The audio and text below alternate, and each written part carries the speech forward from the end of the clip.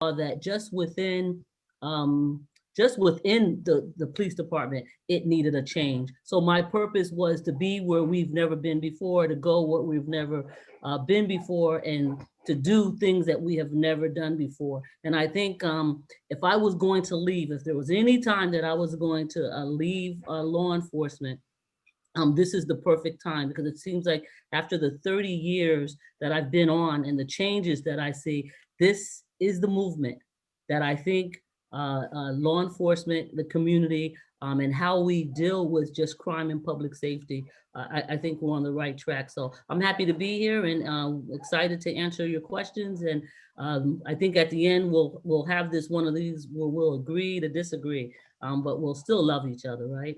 All right, so I will stop rambling and let someone else speak. So I'm going to move on to Chief Hasselrick from LA Sheriff's Department. Good evening, everyone. Thank you for the opportunity, Vince and Cal State Dominguez, for giving us the opportunity to share our perspectives.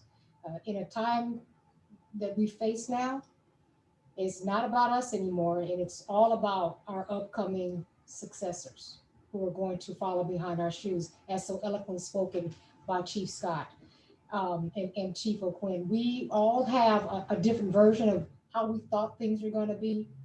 And more importantly, I think, and I'll bring this in, and you probably say I shouldn't, but how God has directed each and every one of us to participate and help bring about change in a slow and efficient manner.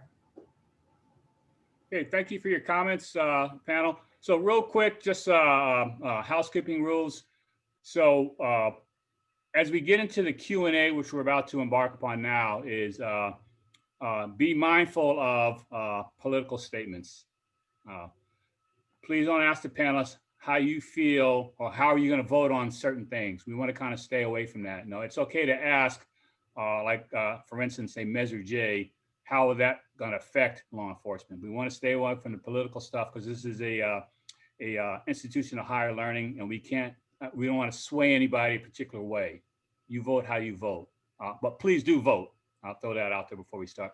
So let's get into our Q&A again. If you want to send a question in, please do so. I do have a pretty comprehensive list of questions they're going to go to. So I think probably what you're thinking about asking is probably on that list. So I'll go to the first question.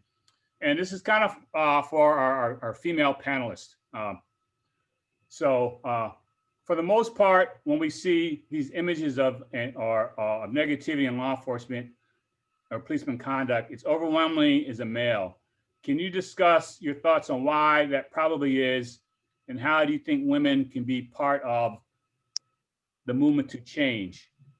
So I'm gonna hit you hard one. I'm gonna go Chief Hasselrick. Well, we have to remember, we all work in a mostly male predominant profession.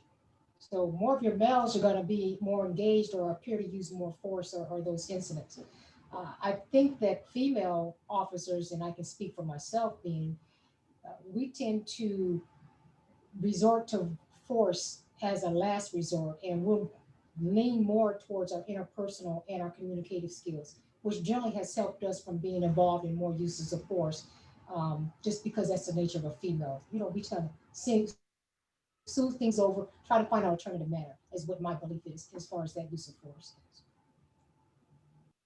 Chief Scott, you want to chime in and kind of give your perspective on that? Just a little bit. And, you know, I just think this is really interesting because our chief with the LAPD, Chief Moore, says he is committed to making LAPD about 50 to 40% of our force to be women. He said if the diversity and the gender makeup of the city is 50% women and the workforce is 50% women, and we have proven over the last 30 years that we can survive, and we're smart, and we're really good with de-escalation, and we're more nurturers. So even guardians and warriors, we're more nurturers than anything else.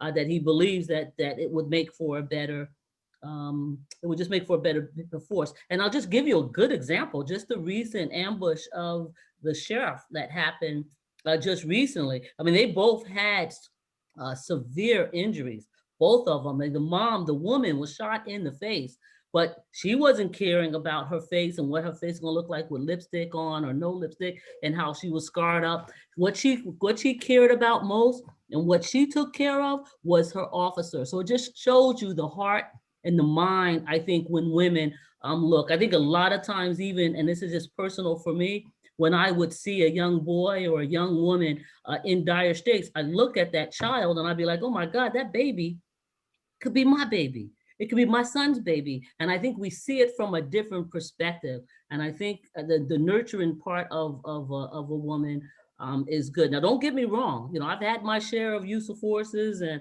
I've had my share of chasing people down, and like, I can't believe you let a 40-year-old woman chase you down, that kind of thing. So there is a time and place for that type of force, but our police work is more than that. And so I just think that is the way we do it. I think we're more moms and we're more problem solvers, and men are more fixers, you know. And this is without any theory, and I can go back and find theory on it if you want.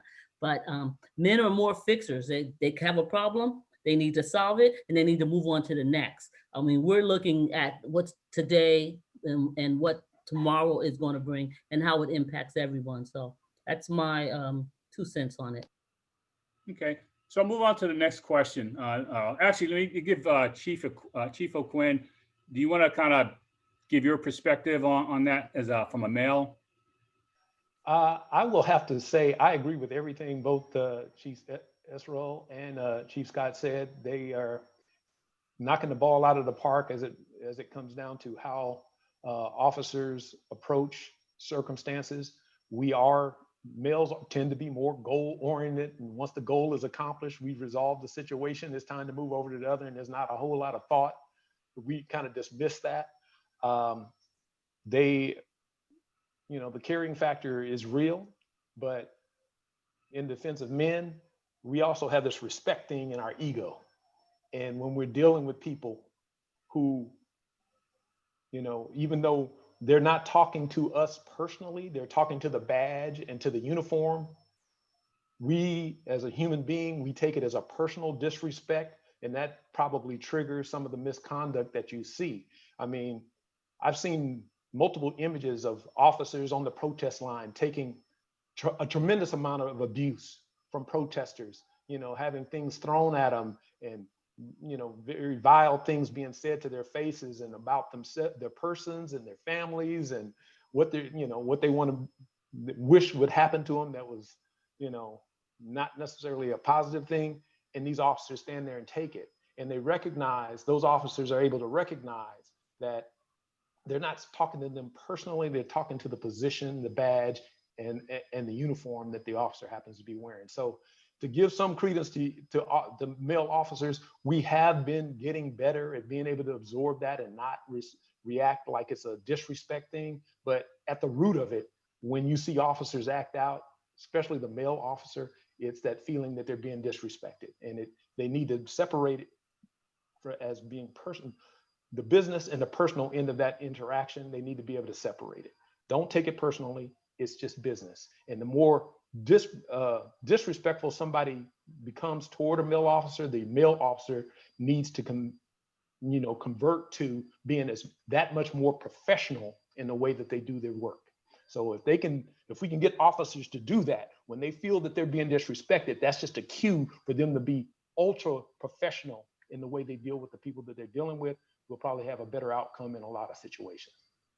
That's it. We'll move on to the next question. I'm going right back to you, Chief O'Quinn, particularly from an executive level. Why do you think policing has gotten to the point where this mistrust for law enforcement has grown so fast, so quick, evidenced by community protests, attacks on law enforcement, and police, some would say, are doing less proactive work?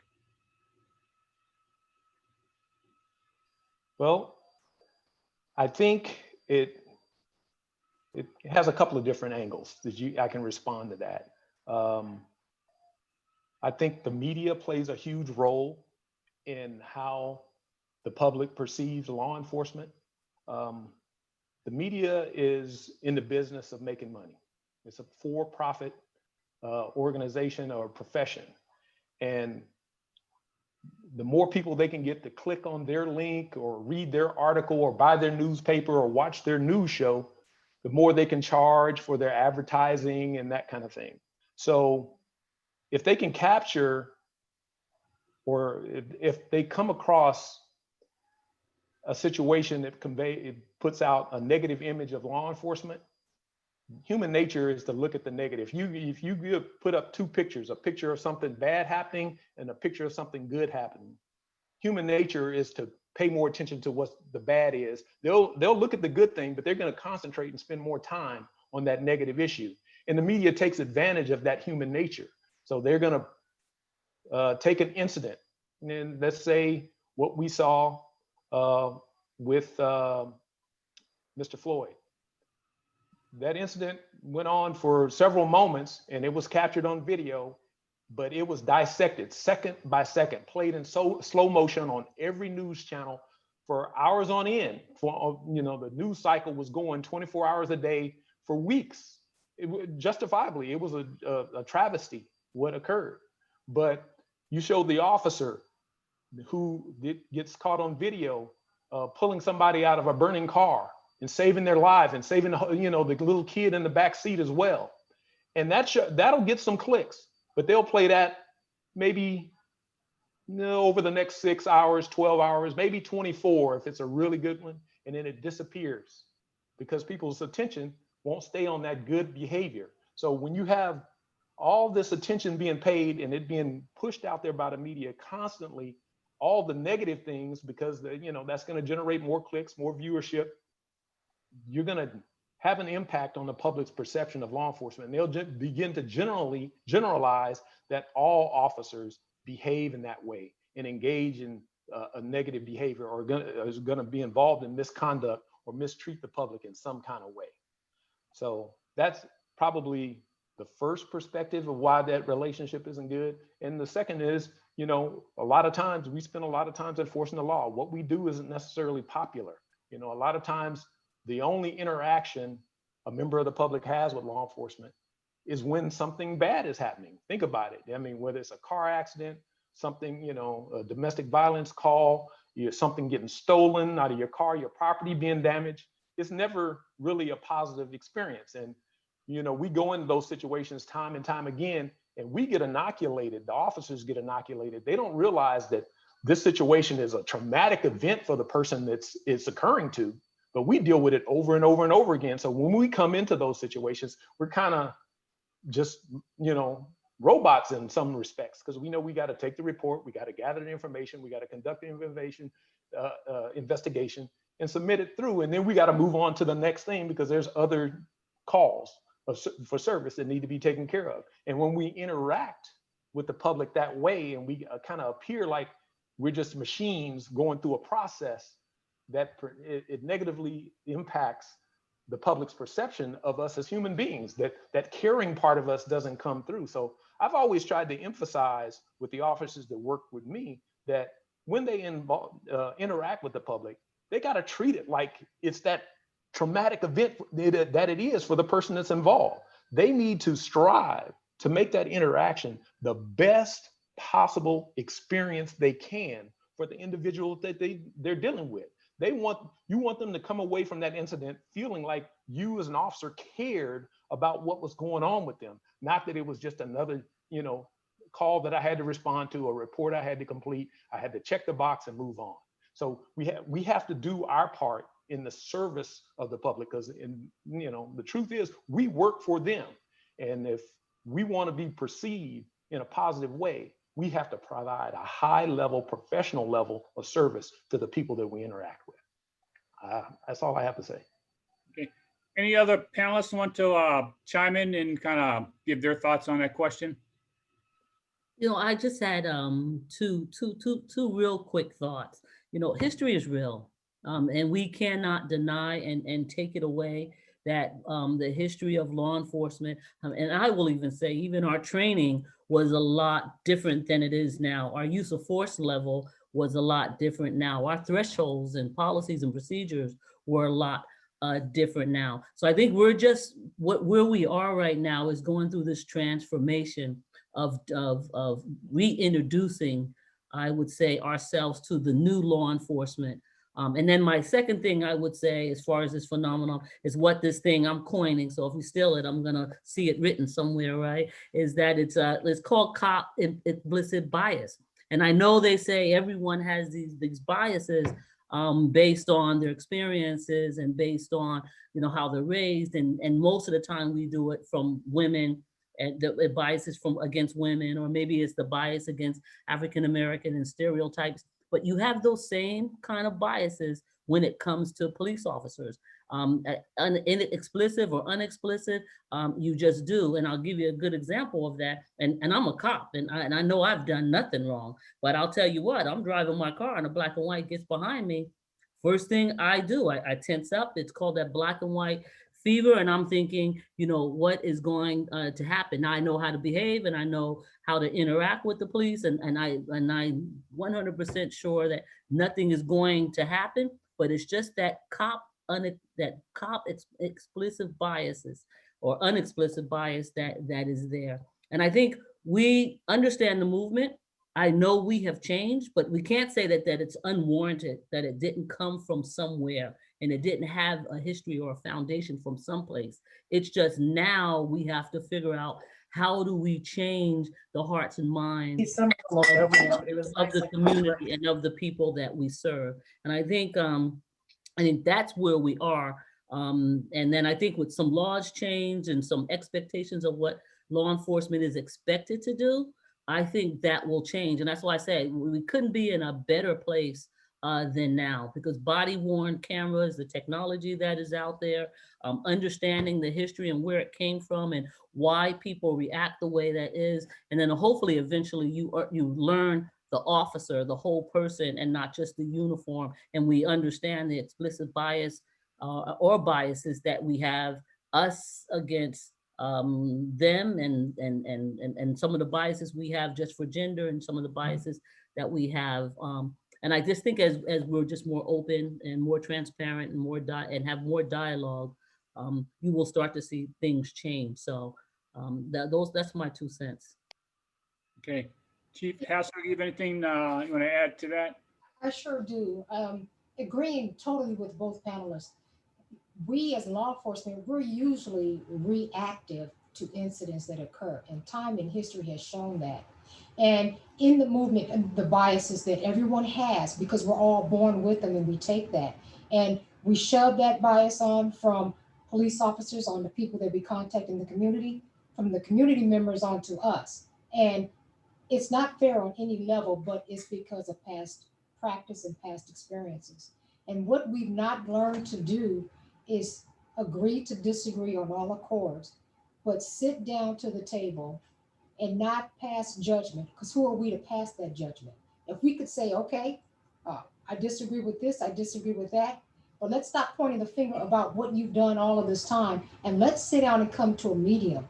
Let's discuss. Instead of saying, you did this and you did that, I feel this way when this occurs, and I'd like to see this change. It's a simple matter of treating people the way we want to be treated. And oh, how simple is that word, and how ignorant is the phrase, because most of us can't do that, because we've arrived, or we have a set of unrealistic expectations. And the expectation is to be fair across the board for everyone, no matter uniform or not. And in that fairness, trying to understand what evolves when we go to a certain situation, and how we are to treat people. Everything that's in the media, as was so eloquently spoken, is emotional and negative based and driven. And if you rely on those negative emotions, those are the things that trigger, because we all have them and we all feel a certain way. But it's being able to say, okay, I feel this way. Now let's address these issues and concerns. This is a perfect time, and there's a window of opportunity. But if that window of opportunity is not used appropriately, we will lose the momentum, and we will lose that what the objective is. Great answers, which gives me a great segue to this next question. Being that the panel is African American, what are your thoughts on the Black Lives Matters organization versus the Black Lives Matters movement. So I'm going to go to Chief Scott, if you don't mind answering that first. Well, I think Black lives do matter, and I think all lives do matter, but I think Black lives matter because I think it's Black and brown people at the forefront are that are racially the inequities are apparent and they're real, and it's hurtful. I think Black Lives Matter. I think it's a great movement. I just think sometimes the tactics, and I say this to say this: Black Lives Matter in the West Coast or Los Angeles, they have a vision of what they want, and there is no room for negotiation. Black Lives Matter on the East Coast, they come to the table, they talk, they dialogue. They have an understanding that there's a place in society for everyone. There's no police, because there are going to be people in this community that are criminals, and they're criminals, and they will need a law enforcement element. So I say this: Black lives do matter. I would never mitigate that at all, because of African American and brown and Black people, we are marginalized. We are marginalized in every aspect of it, being economic, social, housing, banking, any of those areas. You know that there is some type of disparate treatment in that element, and so that has to be to the forefront, because we have to change so that like my kid and my kids coming after that generations and generations can truly live in a society where color, you're not judged by the color of your skin. But at the same time, I think you have to have a balanced approach to the realignment or to the alignment of how law enforcement fits in there. I think Black Lives Matter, where they say they want no law enforcement at all, and they want the community to take care of their community. That would be great, and that's kind of like utopia, and I would want that too. And I'd like to be able to eat ice cream every day with cake and with icing on the top. But we all know that that's not healthy, and it's not realistic. It sounds good and it tastes good, but we know that it's not real. But I do agree with what they are saying, and I do agree with the movement, because you have to recognize that America, justice for all, is not equal. Okay, I'm going to go to Chief Hassaway. You want to add any comments to that?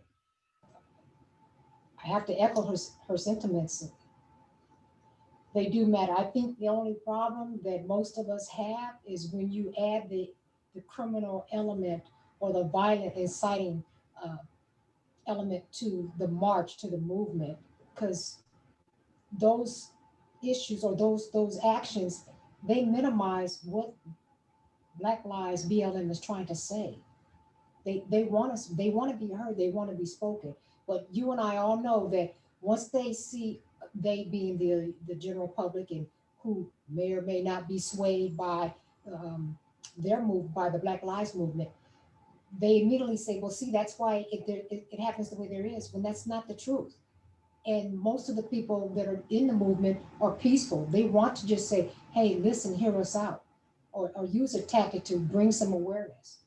I think that part has to change, or should change, to help the movement move in the direction, so that we do remove the inequality and the disparate treatment that a lot of us have felt and will feel until change does come about. Okay.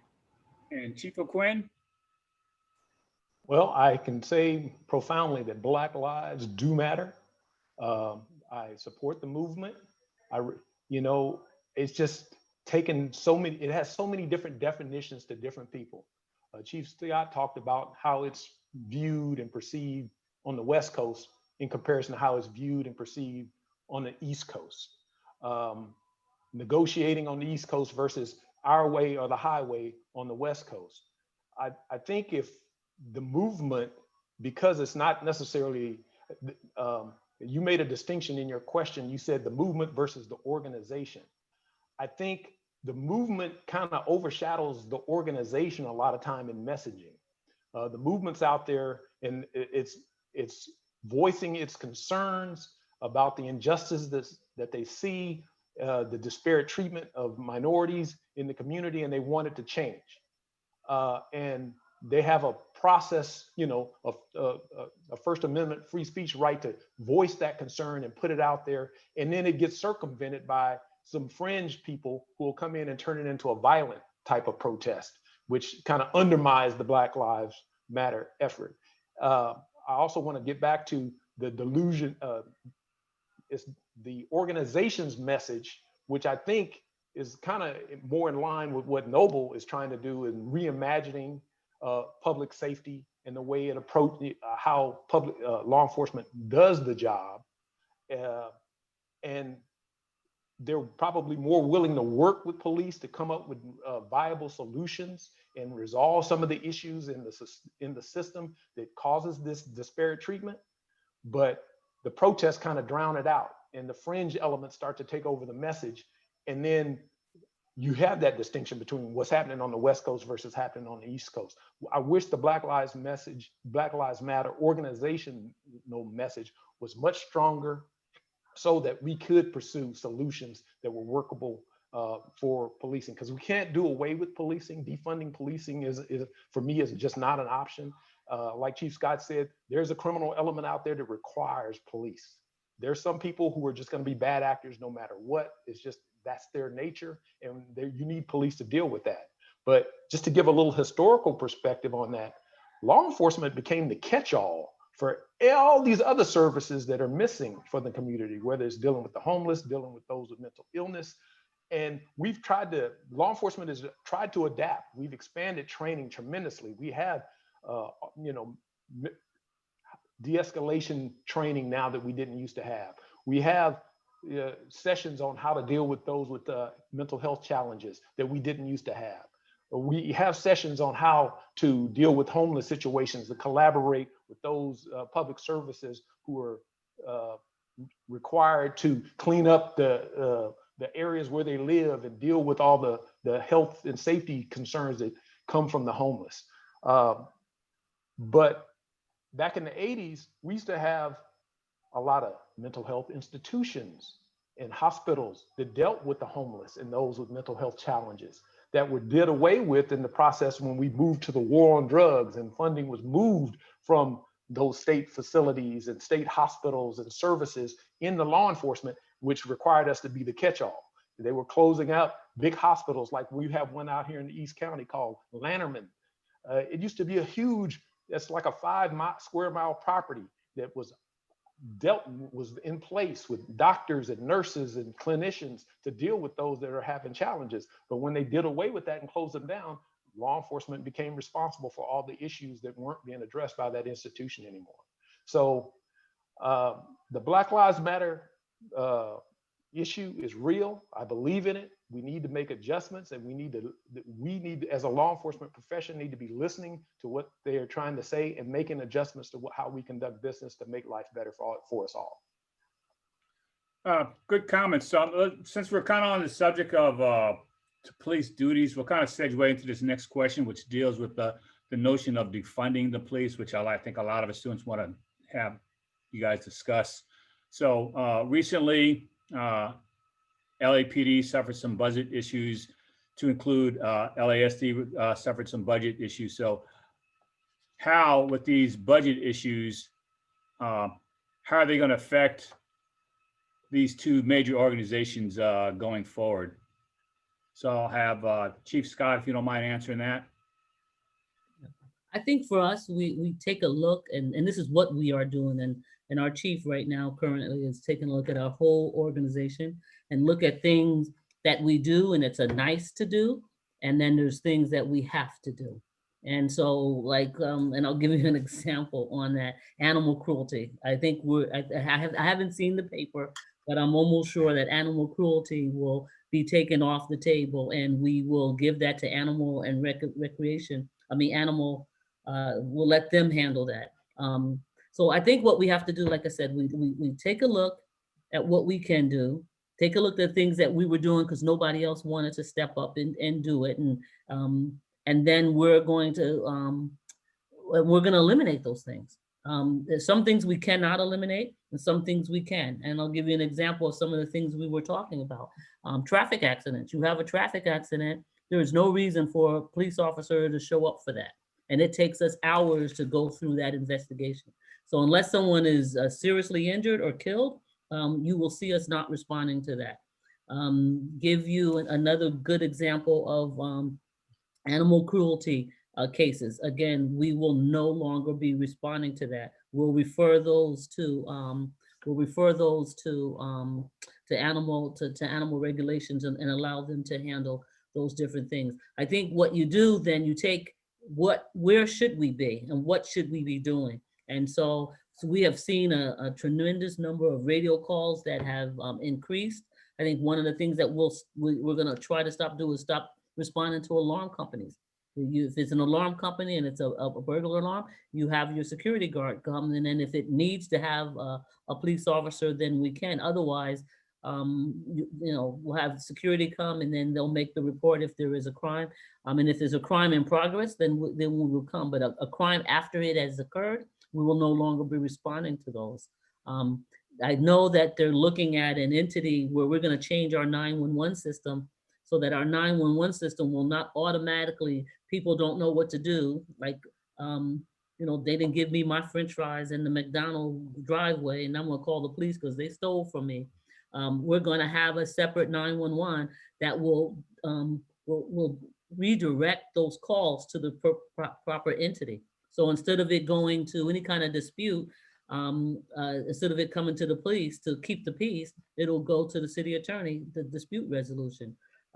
If once we get, the chief said that for mental health, for them to have a responding entity, they need some type of organization that is about 500. We have about 20,000 calls that come for people with mental health, and not mental health that they have a knife or a gun, but these are 20,000 calls of mental health where people are just in distress. We will no longer respond to those calls, and they're building out an organization that will respond. And those calls won't even come to the police department. Those calls will go to the fire department, and they will determine if it's a medical. And if it's a medical, then the mental health social worker and fire department will go with them so that they can distribute money. So I think what will have to happen is that we'd have to take a look at what we do. Probably 60% of the work we currently do will have to be done by someone else. And then we will continue to be that deterrent and prevention on the street, continue to do the community policing and the relationship with the community. But again, it's about, I wouldn't say it's even reimagining. I would say more the word is realigning our police work so that we are now in true partnership with other organizations that will take on the bulk of the work, and then let the police officers just respond when there is a deadly situation, a life-threatening situation. But I'll turn that over to the sheriff so they can talk a little bit about what they are looking at. So for us, we're going to focus on our core functions, which is patrol, custody or jail, and court services, which is where I work and what I have responsibility over. We are generating more of the basic misdemeanor reports or like petty theft, since all of the crimes have been reduced, so that they can do the reports online, which will help our response in going out. I think we'll still respond to some traffic incidents, especially the major ones, and that will vacillate in time. And so we're really trying to figure out with the loss of funds, see, we have contract cities, and in those contract cities, they pay for a certain amount of services and personnel. We will not remove anything from what they pay for, because that's a contract that we have to are obligated to fulfill. And on the second issue is our county services or county areas that are not incorporated, they will probably see some of that loss. And just like the parks, we're trying to keep the detail up for that. So there'll be some cuts, and as Chief Scott said, we'll be doing some different realigning and see what we can do. If we close a jail, such as South Facility up there by Magic Mountain, to give everybody a vocal point, that means that we don't have 5,000 inmates, for example. Well, just so you know, during the pandemic, we had 12,000 because of the early releases, trying to get people out so we have room for the COVID and to prevent the spread. Well, we're now back to 15,000. The state, we've got criminals that we're holding, or prisoners, I should say, for the state. We've got over 2,000 that cannot be transferred. They haven't allowed us to accept them. So we've got our hands tied, which is a little bit different than just being able to call some of the mental health agencies to go out and respond to those things. We have to deal with the jail facilities. We have to make sure the courts are run properly. So that changes the magnitude. But there will be some cuts. There will be some loss in services. And the ideal part is hopefully we don't have to lose any personnel as a result of the binding cuts, and which will increase on top of what has already occurred with Measure J, should they pass that in November. And Chief Gwen, if you don't mind wrapping up, your thoughts on, and Chief Scott very eloquently said it, what we do, what we should be doing. Well, I won't try to tread into the LAPD or LASO's waters. The California Highway Patrol, which is where I worked, we're a statewide policing organization with a focus on traffic management, whereas LAPD and the Sheriff's Department, the traffic management is a secondary function. It's one of our primary functions. So that's something that we probably won't stop doing, is responding to traffic accidents. We might have to adjust the level of response that we do to traffic accidents. I know some organizations only respond to accidents where there's a significant injury or fatality. Others will respond, there has to be some level of injury before they'll respond. And then some won't respond to property damage accidents at all. So for the Highway Patrol, I think you'll continue to see the level of response because of our primary focus is traffic management and maintenance of the highway system. The secondary mission is providing aid and assistance to the allied agency. So as a statewide agency, we provide assistance to every law enforcement agency up and down the state. LAPD and the LASD are two of the largest police organizations in the state. So they don't necessarily need that much help from us. So I can't really speak as to how much aid we would continue to provide them, but there are, thousands of law enforcement agencies throughout the state of California, some of them as small as 9 officers and a police chief, that they rely on the California Highway Patrol to come in and provide services that their agency is just too small to deal with. So we'll continue that as our secondary mission. And just to give you perspective, and I can speak from the Highway Patrol's numbers, we have statewide about 7,800 uniformed officers in our department, and we cover the entire state. On an annual basis, just to keep that number of officers, we have to train up about 400 officers just to stay at that number. And the reality is, based on the calls for service and the level of service that we would love to be able to provide the community, I think our organization needs to be twice the size that it is, but that's never going to happen. The public, nobody's going to fund us to be twice the size that we are. So just to keep up with that 7,800 number, we have to train 400 officers a year just to stay at 7,800. And during COVID, we had to shut down our academy. So when you talk about realignment, we're probably down about 400 officers right now department-wide, just a result of COVID, because we haven't been able to have our academy open to train new officers. So we got people retiring, we got people moving on to other careers, we have people getting terminated for misconduct, getting injured and having to leave. All of these circumstances just cause, it causes about 400 uniformed people to leave the department. And right now, they haven't been replaced. I think our academy is just now reopening. So it takes us 6 months to train a group of officers. So we're going to be basically a year and a half behind the 8 ball as we come out of this. So it's going to take some work, but we'll probably, if the budget gets cut, right now they're not talking about that for us, but there'll probably initially be cost savings because we just don't have the bodies to fill the positions that we need. So thank you, Chief O'Quinn. So I see that Chief Rambo is here. Chief Rambo, can you hear me? Hey, Vince, I can hear you. Okay, great. So we've kind of started. Thanks for being here. We've kind of gone over some of the questions. So if you don't mind, I read your bio to the folks that are here. Can you just kind of give some opening comments about law enforcement? And we were just talking about realigning police services real quick, if you don't mind. Sure. First, let me apologize for being late. I got stuck in a pursuit on the 110 freeway, actually, on the way home from work. But in terms of law enforcement and reimagining law enforcement, I think what I'd like for folks to understand is that you and I were around in the 92 riots. And after that, there were quite a few changes that were brought to law enforcement.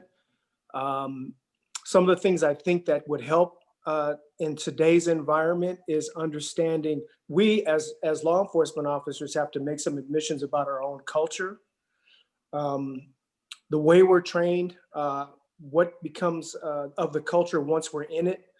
And then I think we also, we should be open to some of the suggestions, but not to all, because I think the pendulum has swung a little bit too far. So I think law enforcement professionals, as well as managers such as myself, need to be open and then really communicate that with the unions and the officers, and the deputies, so they understand the bigger picture in the environment that we're policing in today. Thank you. So I'm going to kind of segue. I love how these questions kind of segue, or your comments, panel's comments segue into some of the questions that are here. So the next question from a student is, I read a series of articles recently where it mentioned police undergo a lot of training in the careers, but agencies are always in a deficit and behind in mandatory trainings due to budgetary issues. Does this apply to your respective agencies, and what are your agencies' plan to kind of fix this so we're putting properly trained police officers out in the street in this chaotic environment now? So I'll go to Chief Hasselrig, if you don't mind answering that. It affects all agencies, especially when there's a budget cut, because without funds, you can't really do that mandatory training. Some training we can still get in. So what we're trying to do, obviously, just like Chief O'Quinn said, we've had to stop our academies. We've had one class graduate, and it starts from there. And then there's progressive training that occurs every year or every 2 years, and personnel for training and funding. Now what do we try to do? Well, we try to have our in-service training that helps us. And again, I like how Chief Rambo stated, changing the mindset and the culture. Well, that's not easily done, because this is 150 years of law enforcement, and it will take effect, the change now. So what we're trying to do is we do our in-service training. And a lot of conversations, a lot of training starts with just us in the hallway and having those conversations of what if this happens and how you should respond, not just from the deputies having their conversations, but from the sergeants, from the lieutenants, and from all of us that have been in there on the line with the staff, trying to make things work with training. And as you know, when we used to work at the academy and doing those are situational events that occur. So we're all affected by fund loss, and hopefully we can navigate through this and get the proper training with not just, this is what police protocol is, but the mindset. And that's touching on even mental health for all of us here, because we don't do enough self-awareness. Chief Scott, you want to add on to that from a LAPD perspective? Yeah, I think the larger your agency is, I think you're better equipped to do the training. And we're very fortunate. We have our own academy. We're able to send our instructors all over the country and sometimes the world, and to try to identify best practices and what is out there, what is the new thing, what technology can you leverage. And so in that aspect, I think we don't lack training. I do. I think some people will look at it and want training to be, 3-4 weeks. Now, I think that becomes a little bit difficult when you're pulling officers out of the field for, a 4-week program or a 6 weeks training. But I think where the lack of training, and I think the concern, and where you're actually seeing a lot of these police mishaps or training or over policing is in the smaller agencies where they don't have the ability to do that. So a lot of times they're training off of the television, or they're training off of internet, or they're being trained and going off to other agencies, and maybe the other agency that is training you don't have the same policies, procedures, don't have the same culture that is there. So I think when you look at it, you got to remember there's 18,000 different police agencies in all of the United States. And each one has their own policies, each one has their own procedures. And although we have some state kind of guidelines on what should be in your policies and procedures, and there's some state guidelines on how you train, it's the level and the quality is of suspect. So I think I get when they say, oh, they need training. You know, when you send a large agency like LAPD back, I mean, we're just getting the same training that we had already got 10 years ago, that now the rest of the law enforcement agency is catching up to. So more training, the difficulty of it, I agree to some specs, because there are some people who go through the academy and they really don't get any training up until they either get promoted. But for us, we get training, 24 hours of training every year. Plus we have domestic violence training we have to do every year. Sexual harassment training we have to do every year. We have to do de-escalation every year. We got to do command and control every year. And then that on top of every week, they do roll call training and best practice training. And we do human relations training and community policing training. So I just think, let's put it in perspective, because 18,000, yes, all police officers are not trained at the same level. All police officers don't get the same quality, and they don't get the same yearly updates and enhancements that they have. So yes, we'll always take training, but I just think we need to take a look at from I don't even know if there could even be a national academy where everyone is at the same level or the same standard. That's just my 2 cents on that. So I'm going to go to you, Chief Ramel, because I know you have extensive knowledge in training, because you've worked multiple agencies. Do you mind answering and giving your insights on that question? Yeah, I was actually just going to piggyback on what everyone has just said. And one thing I want to add to Chief Scott's comment is that because we're big here in LA, along with the training goes a lot of experience.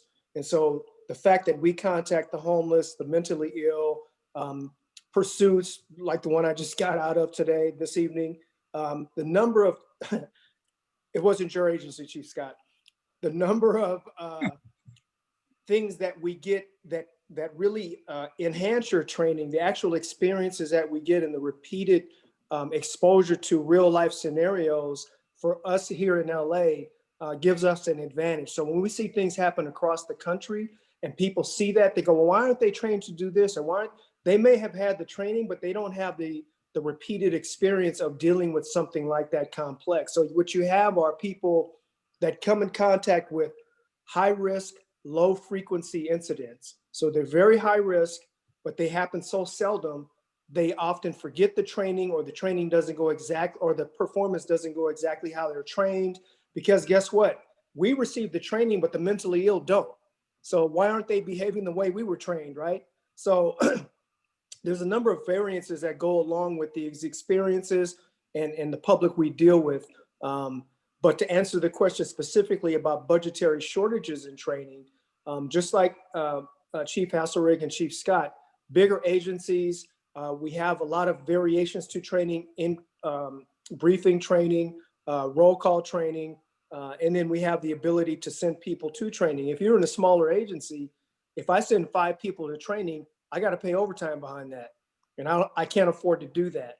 So even with COVID, you see a restriction or reduction in training because we can't do arrest and control training because we can't physically touch each other. So that's, you have a lot of challenges in that aspect also. So again, segue to another question that's kind of close to that. So with all the training that police Could I officers— add a little bit something before you move on? Go ahead, Chris. Well, first of all, I would just want to point out a couple of things. The West Coast, we have something called the Peace Officer Standard and Training, which requires certain required training for all peace officers in the state of California. So the level of training that you receive as a peace officer in the state of California is probably the Cadillac version of training for peace officers, you know, and we're used a lot of times as a model. And you heard Chief Scott mention that they send people from LAPD all over the country to go train other organizations because, as Chief Rambo said, we have not only the experience and the training, we also have the practical application, and we're accustomed to it, and we're able to deliver that training from a real life perspective that a lot of these smaller agencies don't necessarily get to experience. So you have to give them those scenarios to be able to do it. The second point I wanted to make about training is expensive. Everybody's made the point about the larger agencies have an easier time providing training, but in times like this with COVID and having to, you know, backfill people with overtime, and then the mere fact that, you know, some organizations are so small that if you send 2 people to training, you don't have anybody to patrol that day unless you pay overtime, or you just roll the dice and hope no calls come in for some of the small agencies. So it's really a challenge, but I just want to give everybody on this seminar the confidence that the officers that you interact with in California, by and large, because of posts, have a standardized level of training, a baseline that a lot of the other organizations across the country, that those other, you know, 17,000 agencies just don't have. And then on top of that, you know, just to make a pitch for what I think needs to be done, there has to be some national standards for law enforcement practices, national, across the country, where everybody's doing it the same way. And the public needs to be aware of that, so that there's a universal expectation from the public of how an officer is going to behave and what line he will cross and won't cross as far as use of force and stuff like that. So NOBLE, the organization, the National Organization of Black Law Enforcement Executive, is pushing this reimagining task force, who's developing these standardized practices, these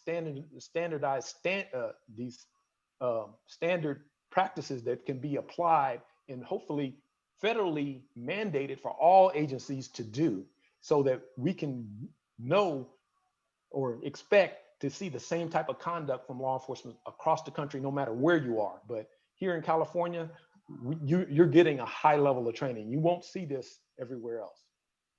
So again, I love how this segues into the next conversation, which again, continue on training. And before I say that, Chief Rambo typed in the chat box, he encourages everybody to go to the Post website. And like I said in my classes, you want to be part of the bigger conversation, is you got to have to know the answer before you can speak. So do that. It's public, and you can see the training that police officers undergo in California. And every state has a version of Post with standard, but the standard aren't going to they don't all look at it. So the question is, so with all the training that police receive, why are we having so many mishaps? And what does the panel believe should be the next steps in policing, so we don't have some of these reoccurring events happening? So I'll go to Chief O'Quinn. I'll let you start. Well, I think your question is basically, why do we keep messing up?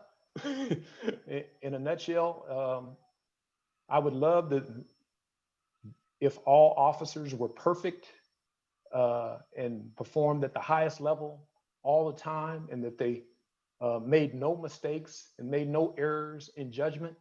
But I can tell you that we're all humans long before we ever put a uniform and a badge on. And no matter what we do and how much training we receive, we're going to make mistakes. My concern is when those mishaps and those incidents that make law enforcement look totally wrong in how they're conducting business, that is a mistake and not an error in character. And that's the challenge. You know, we talk about, you know, the phrase, a few bad apples. We're the human race, and law enforcement does the best it can to try to screen out the bad apples so that, you know, the 99% that does a great job and is doing the job for the right reason in the right way, we're still going to have that 1% that slips through. And that's, of course, the guy that gets caught on video or has a pattern of conduct that's inappropriate. And it just adversely impacts the whole profession when it gets played over and over and again. And we have to try to overcome it. And you can talk about it from the perspective, we're constantly making trust investments with the community. We do all this good stuff and we're making trust investments that the people can expect us to do the job in the right way. But it only takes one bad incident to exhaust that account. It only takes one. And when those incidents happen, we hope that we have enough in that trust account that we can that the public will trust that we're going to come in, deal with the misconduct that occurred, correct the behavior, or get rid of the problem, or prosecute the problem even, you know, if it's warranted. And then we can go back to doing business in the right way. Whether or not we always do that or our reputation can support it all the time, I can't say, but we strive to try to make sure that we're eliminating the bad apples and pushing the good conduct and reinforcing it all the time through various training. But even with that, we're going to have people who make mistakes because we're human beings wearing a uniform with a job to do. I just hope it's a mistake and not a miscarriage of justice or a character issue with that individual. And I'll go to Chief Hasselbeck to kind of add on to that.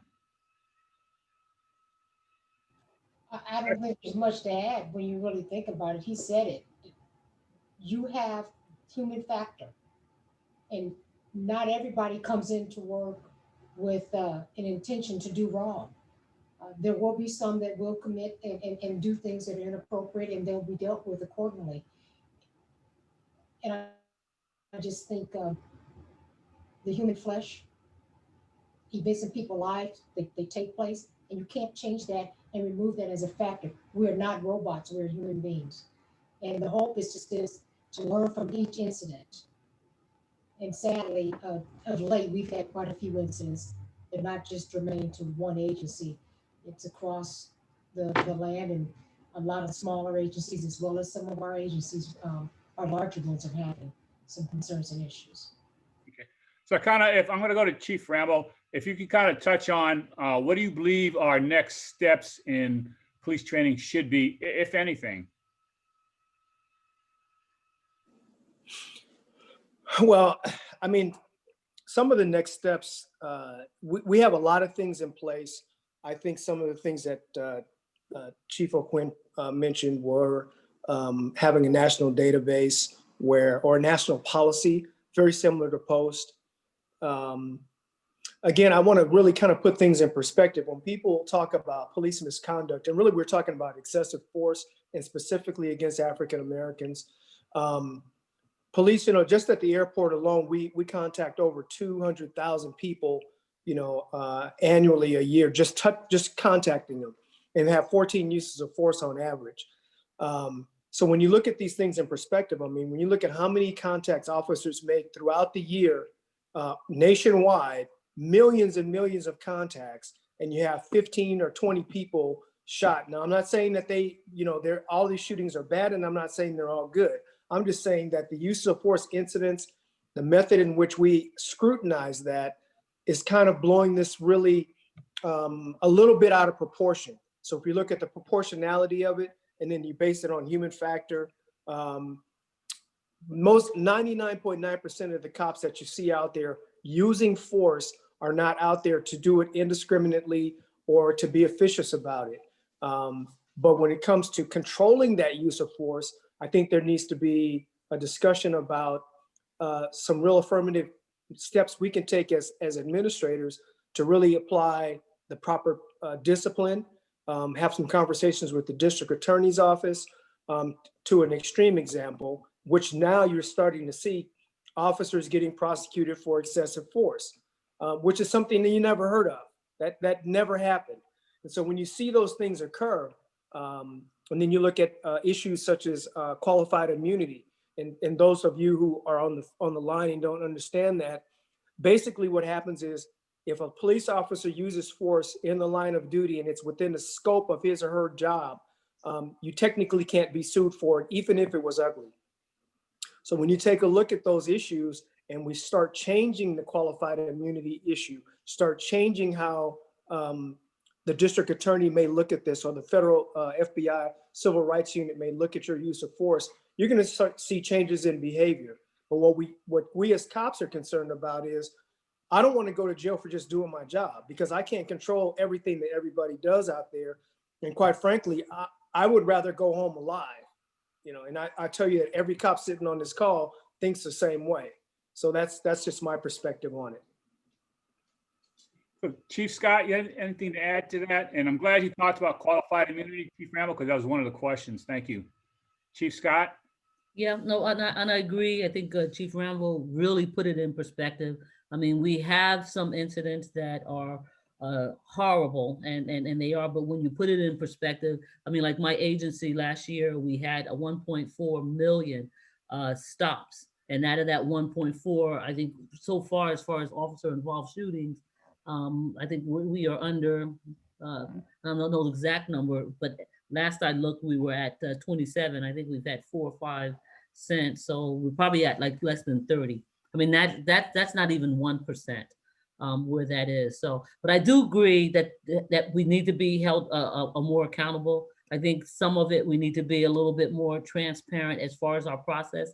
Because when all of this went down and they're like, well, LAPD, and I can only speak by my agency, they should have social workers go out with the officers on mental health. Well, we have that. So I think some of it is just educating the community as to what we already do.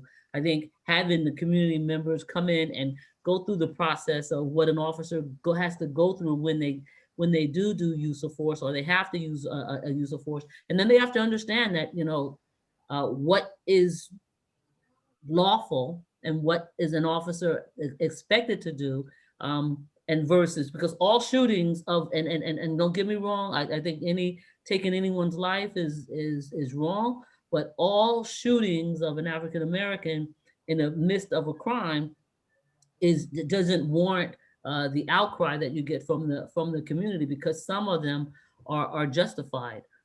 So I just think part of what we need to do is as soon as we know what we have, we need to put it out there for the community so that they can see.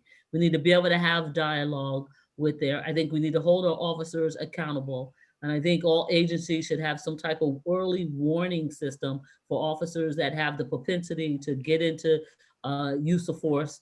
Take a look at, I think all law enforcement should have body worn. I think that was the blessing for us, because now, not only if the officer did things right, we also look at our body worn to see what we can do better.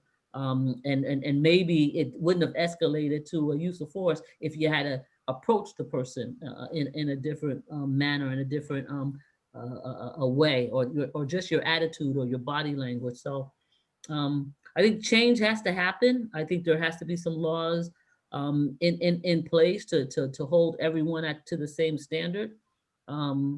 That's pretty much what I say. But qualified immunity, you take qualified immunity away from law enforcement, I don't know who would do this job. I mean, I just, I don't understand how you can go in, you do everything right, you get in a shooting, a guy is shooting at you, you miss the person that's shooting at you, and you hit a person behind them and killing them. And then I would lose my job and go to jail for that because of no qualified immunity. So I think that you take a look at it, because I believe that that's been put on the books over 100 years ago. So it might need some adjustment and some fine tuning to it. But I think to just eliminate that, I just don't know, when you got on that other end of 911 and you call for the police to show up, who's coming? Because if they do come, I think that they will come after the shooting is over, to help kind of sort things out. And you don't want always a reactive police. You want to be able to make sure you have people that are in pocket to prevent crime before it happens. So that's my 2 cents on that. Thank you. I'm going to kind of segue into some like civil liability kind of stuff. I'm going to go to Chief Rambo, because I know you have an extensive background in this. Could you just kind of talk to the audience about what happens in the multiple levels of investigation that occurred during the OIS, also involved shooting or deputy involved shooting, and also the internal affairs process that kind of works. Okay, for those of you who don't know, so I spent 2 years in internal affairs, or 2 terms in internal affairs, one as a sergeant, one as a lieutenant.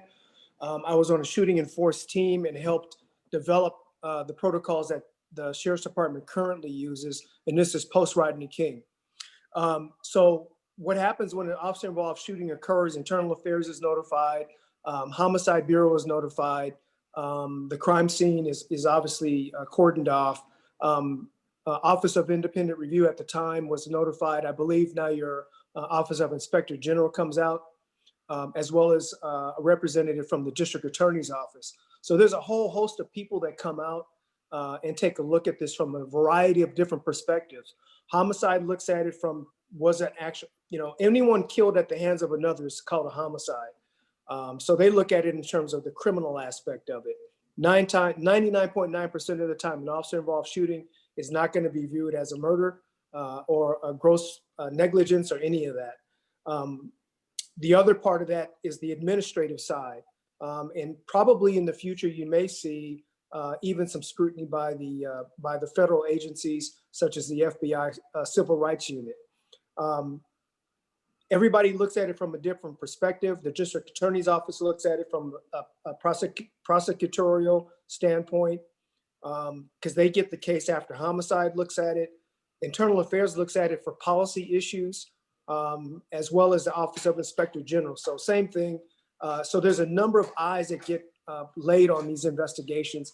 And of course, the union send in a representative for the officers, and they're usually there. An attorney is there with the officers or deputies when they talk. So there's a number of aspects that go into an investigation, and they take a long time. These shooting investigations can take, up to a year to come back with some results, particularly from the District Attorney's Office. Okay, any other, I'm not going to ask specific panels, but any other panelists want to kind of add on to that from their perspective and their experience, probably having been involved in looking at these types of cases? Just real quick for the Los Angeles Police Department, our protocol is as soon as the officers are involved in the shooting, they are immediately, the first supervisor that arrives takes what we call a public safety statement. They don't get into the details. They want to know, was there a shooting? How many times did you shoot? And in what direction did you shoot? And then they separate those officers immediately so that there's no, they can't get together and they can't talk about what happened. They immediately take their body worn from them. They take the camera and lock down the video from the body worn. They lock down the video from the car. They also find out who else was involved in it. And then once they separate, then they start. Then we have our investigators that come out. Who comes out for us again is the Inspector General. You also have someone from the DA's office, and then the commanding officer from that officer. They're separated. They get attorneys that same night, and then they get interviewed. And once they're interviewed, we don't wait. They're not interviewed a day later or anything like that. They have a moment with their attorney, and then they're interviewed. Once they're interviewed, they get to watch their body worn, and then we take them back to the incident, and we kind of walk them through it. So after they've told me what they said happened, then we do the walkthrough. Well, you said you were here at this time, and they walk through every bit of it. Within 72 hours of that case, a briefing is put together for the chief of police, for the Inspector General, and for the media at that time. And then within 45 days for us, then that incident is the body worn, and the incident is put out on video for the public to see. Sometimes it will take a year, or sometimes it will take less. But once the case has been put together, then they go through what we call a use of force review board. And we review 3 things. We review, did the officer have the right to draw and exhibit his weapon? And did it meet policy and procedures and the current law and standards? Did the officer's tactics that they used? Did it cause you to, did their tactics cause the use of force leading up to it? So it's leading up to it, it's what happened during, and then what happened after. And then did they have a plan? Did they use resources? And we look through that, and then the final thing they look at is, did they have the right to use deadly force? And if they did have used the right to use deadly force, was it reasonable? And now the new word is, was it necessary? And we look at, not if the officer shot 10 times, then we want to know, why did you shoot the first bullet, the second bullet, the third bullet, the fourth bullet, the fifth bullet, all the way to the 10th bullet? And we have had officers where they were justified to using deadly force, but maybe those last 2 rounds, they couldn't justify using that, and they'll put that at a policy. And then that goes through, and then we make a recommendation to the chief of police. And as you know, we have a civilian board, a police commission, and the police, our civilian board, who are our boss, then make a determination if the shooting was in policy or out of policy. If the police commission then determines that it is, for us, our chief of police is the only person who can impose penalty. And so then it's on the chief of police as to what penalty or what punishment or what type of training or what reassignment, whatever happens to the officer is on there. So again, it's the on scene, then it's the releasing the information and to the public, including releasing the names of the officers.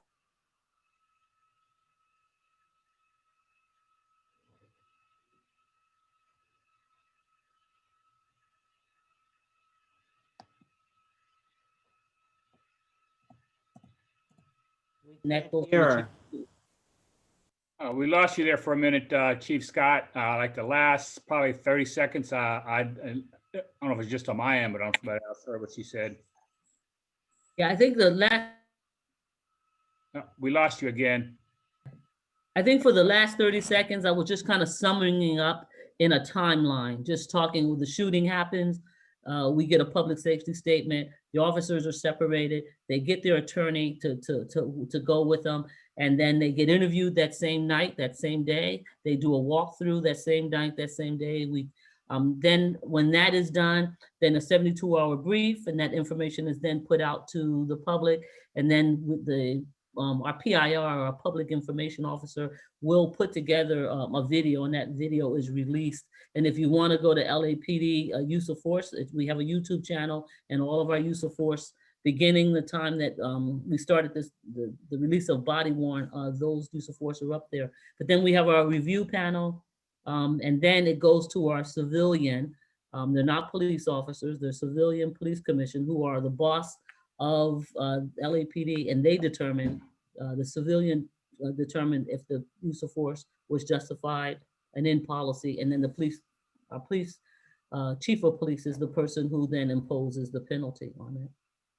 So I'm going to go back to assessing penalties or discipline on officers, since you kind of brought that up. Do you believe in today's time there should be more prosecution of law enforcement officers, given the fact that it appears police misconduct is still occurring? And I'll go to Chief Halserig to start that one off. I don't think we can just put everybody in the same bucket of discipline, or that everybody should be prosecuted, because each incident is very different and should be evaluated just on that situation. If they're gravely out of policy, and you can show that they committed that crime, it was an act that was not within the scope of their duties, then by all means, there has to be some consequences. They have to be held accountable. And for us, there will be some discipline based on the outcome of the investigation as to what happened. It could be from just mere training to a significant amount of days off, or even discharge, depending on the totality of the circumstances and the previous discipline record. Okay. So there has to be accountability. Chief O'Quinn, you want to kind of discuss that, like maybe from the CHP standpoint, how do you guys dole out discipline? And is there like different levels of discipline? Yes, first I want to echo the process that Chief Scott as well as Chief Rambo laid out. You know, it's pretty, generally speaking, consistent across law enforcement agencies, but especially the larger ones, that the same type of process. And there's two things that I wanted to add in there that they probably didn't mention in theirs. And if you did and I missed it, sorry about that. But there's also attorneys involved in this, attorneys for the city, for the state, or the county government. They're going to review and look at the level of civil liability on the city, state, or municipality, and they are going to weigh in on what they're seeing too. So that's always a consideration in an executive's mindset in dealing with these situations. And something that's very important that the public doesn't necessarily always recognize is that the officers involved in these incidents have some protections. This is the Peace Officers Bill of Rights.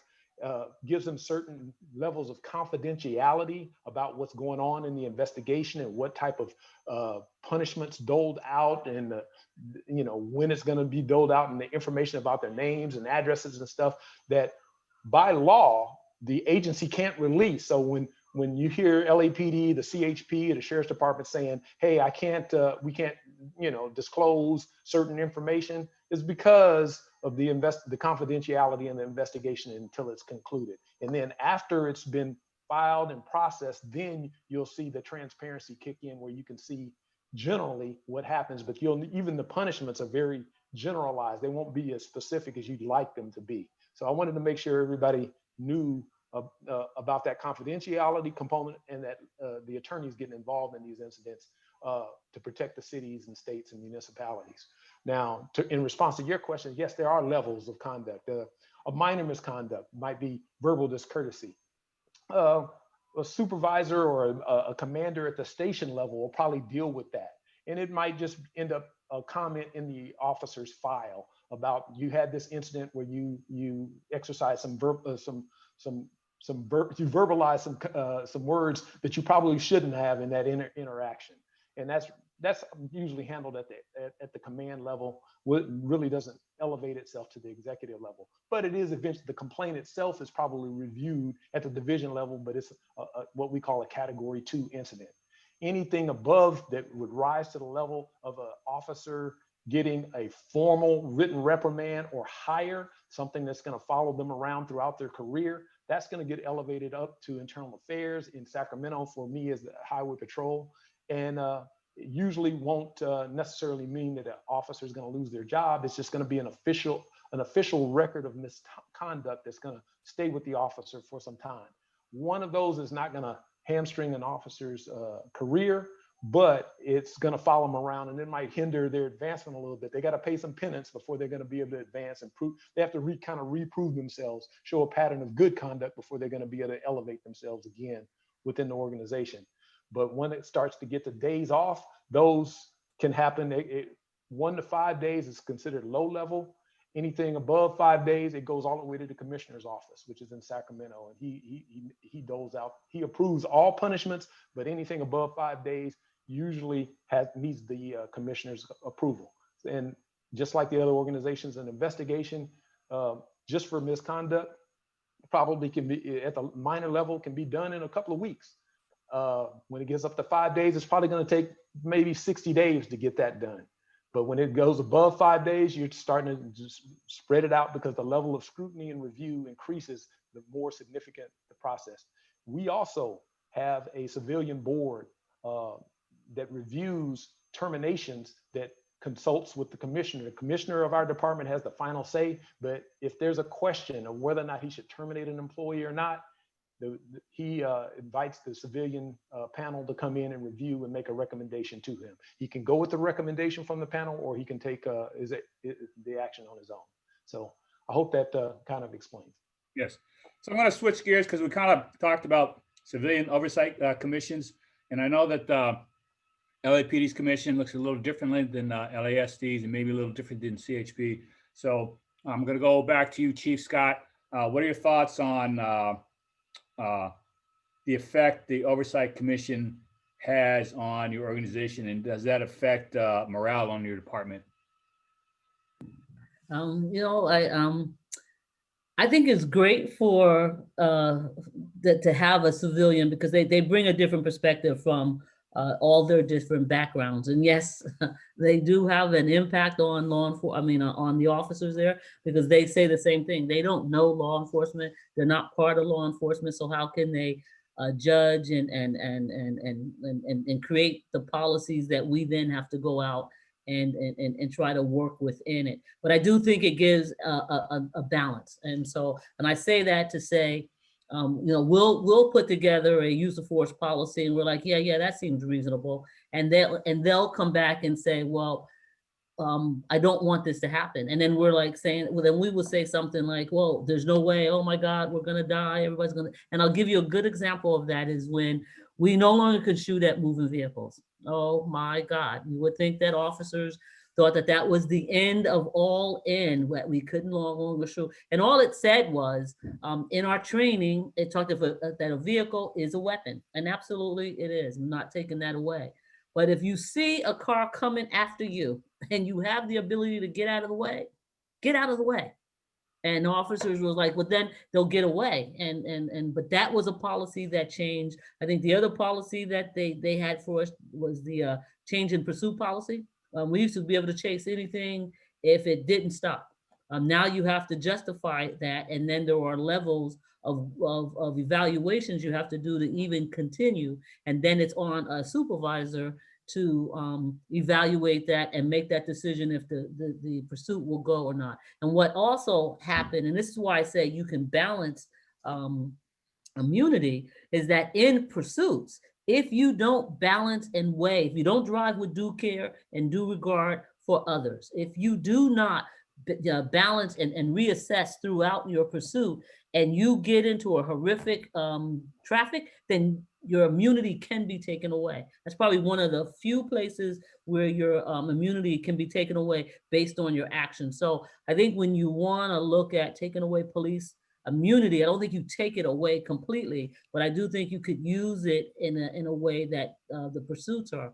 So yes, I do think it might have an impact on morale, but then that's a leadership problem. I don't really think that's a police commission problem. That you have police, you have your chief there, you have your commanding officers there, you have leadership there, and that is when the leadership of your organization needs to step up and lead and take charge and teach the young ones about change and let us go through a change process. But I think that it's a different eye from a different perspective. It gives us a different lens, gives us a different focus. And they do every now and then come up with something that is really good and not restrictive. And I'll give you a good example on that. When we had use of force shootings, one of the complaints we would get from the families was that no one tells us anything. It's under investigation. Nobody can tell me anything. They can't release my body. I can't go visit say my last loving goodbye to the person at the hospital. And so what we've created is a liaison. So every person who we get into a shooting now gets an officer that is assigned to them that will then provide them with information, even assist the family in that. When that first happened, it was just again, you got a lot of lashing from our officers. But I will tell you this: when you're at a scene of an officer involved shooting, and the family is there, and you're trying to direct all the things that need to get directed, that is a safe haven to have that unit just show up, and they take care of that family. I mean, they take care of that family.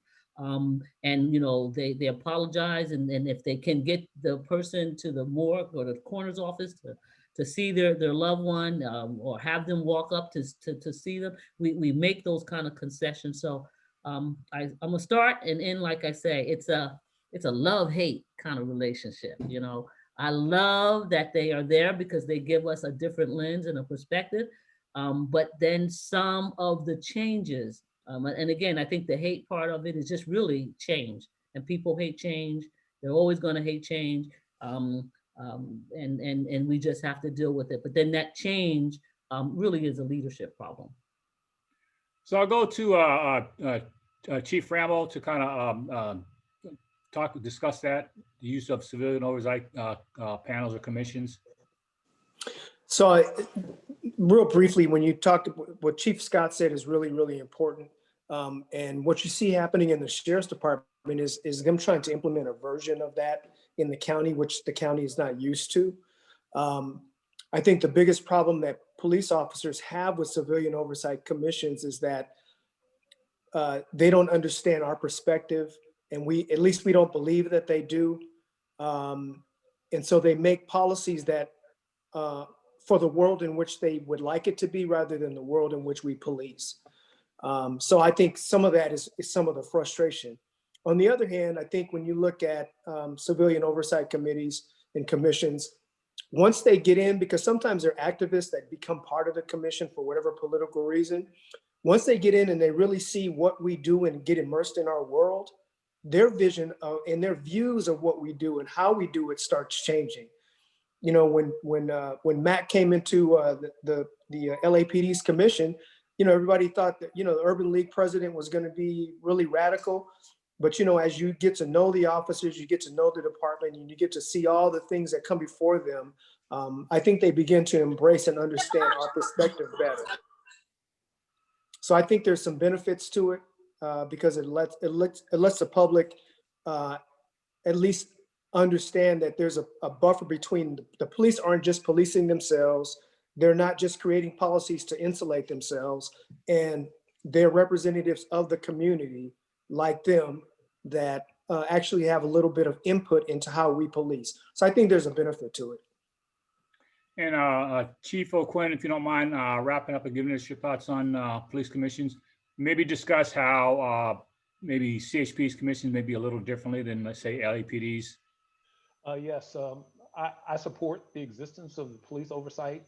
I think it needs to be a component of all policing organizations because they're kind of the objective voice, maybe not always completely informed necessarily. As Chief Rambo says, their perspectives can be a little different until they get introduced to all the different scenarios and issues that law enforcement deals with. In the California Highway Patrol, like I said, we have a citizens advisory board that consults with our commissioner. They're advisory only, so the commissioner ultimately has the final say. Our commissioner, unlike you know, the sheriff is an elected official, the chief of police is an appointed position that answers to the police commission and the mayor. Our commissioner answers to the governor. He's appointed by the governor of the state of California. So the pecking order is a little different, and it can be highly political at that level, but our commissioner has the autonomy to make the decisions. But as a practice and the culture of our organization is in those high profile incidents where there could be public concern or reaction to a decision he might reach on a misconduct issue, he puts it to the Citizens Advisory Board, having them review it and come back with recommendations on what the final outcome should be. Like he can either accept their recommendation as is, modify their recommendation, or not take it at all. So it's left to the commissioner at that point. So great dialogue. We're going to kind of switch gears again, kind of wrap up a little bit. So I'm going to ask each panelist to kind of address kind of the theme of this question is going forward, we have the social justice movement. What should policing look like in the next, what do you envision policing looking like in like the next 5 years? And what mentality should officers have for those that maybe want to go into law enforcement? And also if you could talk about like what transparency means to you and your organizations. So I'll go back to Chief Scott. That's a lot. I didn't even write all those notes down. But what I envision, or I believe that police is going to be, it's going to really be a shared value and a shared responsibility. You'll no longer have the police are going to be handling this, and the community is going to handle this, and the government is going to handle this. I think everyone will have a role. And although we say we have that now, I think that we will see an active role in how we do policing, in a value in the community, meaning the community will be more active. There'll be more nonprofits that will take on some ownership. on it. You'll see the police department or the police officers more engaged or interacted in I think some of the activities that we have. And I say for transparency, I think body worn camera is going to be the way of the future.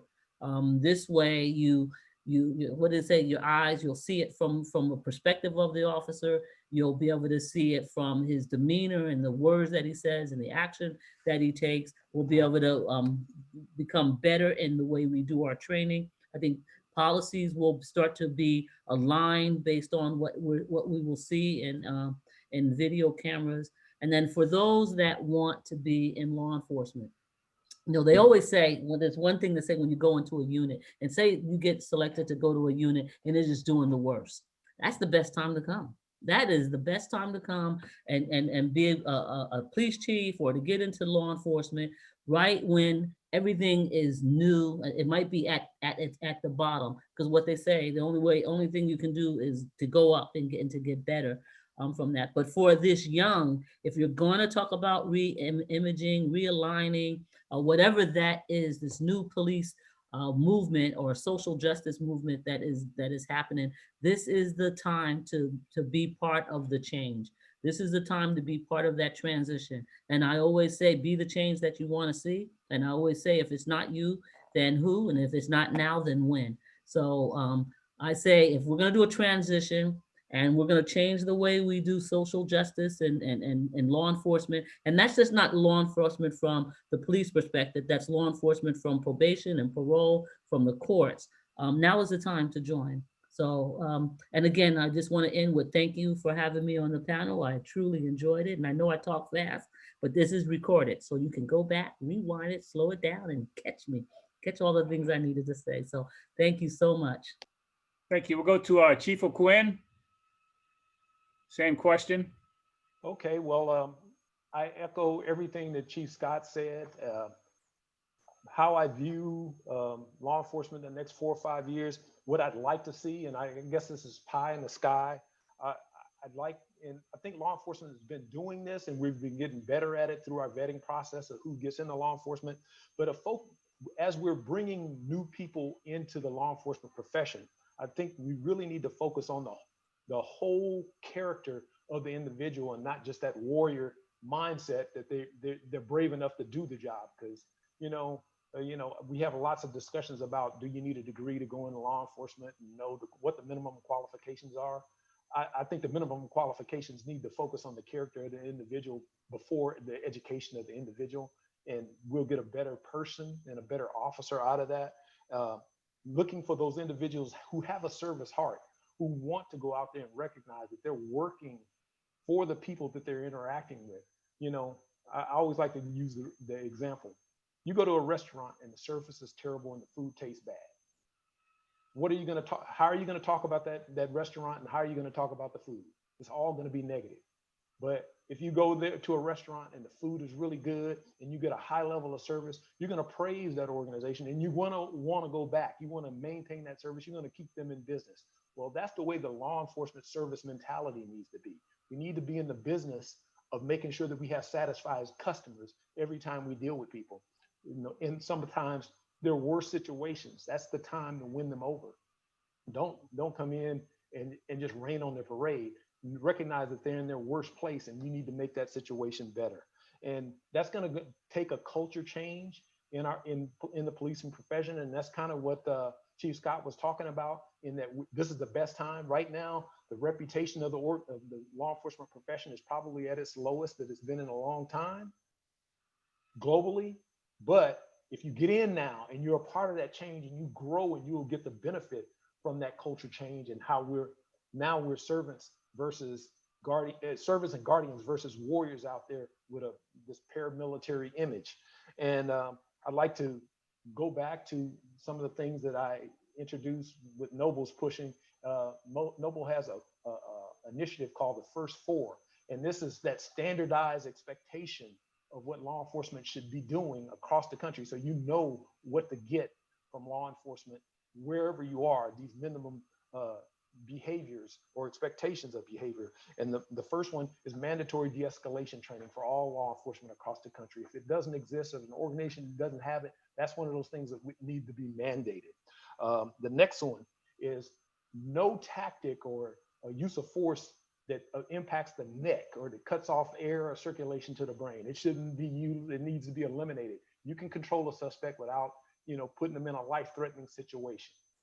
That's something that needs to be mandated, a policy across all organizations. In addition to that, a duty to intervene. If an officer sees another officer doing something that they should not be doing, exercising excessive force, treating somebody inappropriately, violating policy, the officer observing it has a duty to stop that behavior, correct that behavior, and if necessary, report that behavior so the officer can get some type of adjustment, additional training, or even corrective action if needed. And lastly, officers should be required across the country to provide medical aid. If these incidents where we're utilizing force, once the situation is under control, if there's a officer involved shooting and there are some hits on a suspect, you don't let them lay there in pain without, you put them in handcuffs and then just let them lay there and wait on the ambulance to get there. There's a duty to provide some type of medical aid or some life-saving effort. And those are the first four initiatives that Noble's pushing, that all organizations across the country adopt. And there's conversations with the federal government and the Black Caucus to try to push that message forward. And thank you for having me on, Professor Player. And hopefully everybody on the call found the information shared beneficial. And Chief Rambo, if you don't mind wrapping up, sir. I'll be brief because I know we've been on a while, and I'll echo everything that Chief Scott and Chief O'Quinn mentioned. I do want to add that I think that when we reimagine law enforcement, I think we can't at least personally, I can't overemphasize how we have to touch our culture as law enforcement. Professor Player, you and I worked Compton. We know what that was like. And we know at times we really push for big stats. We want to arrest. We want to stop this crime.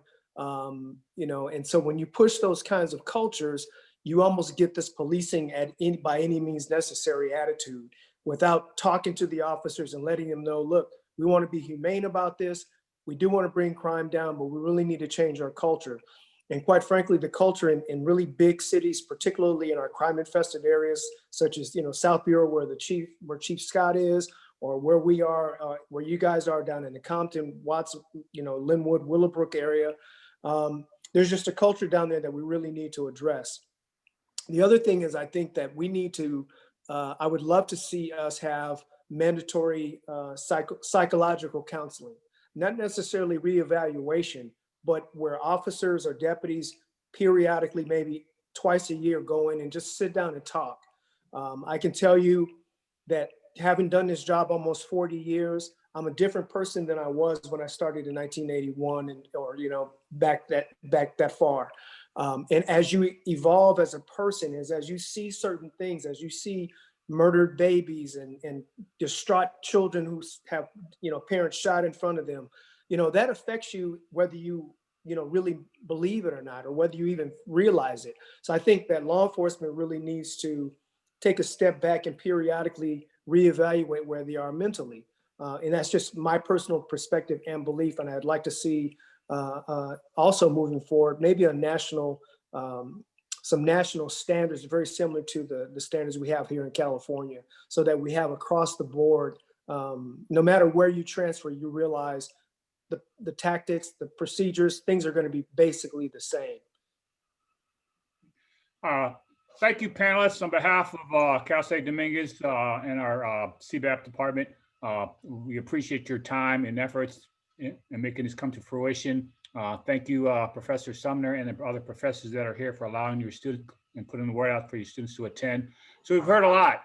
There's a lot to digest here, but I think the message that I got is law enforcement recognizes we're not perfect, and we are moving forward to making changes. So we're not living in this vacuum saying, us against them kind of mentality. So there is no perfect organization, but we are moving forward. So again, thank you for joining. I know the Dodgers are playing now, and a lot of you probably have it in the background, so get back to the Dodger game.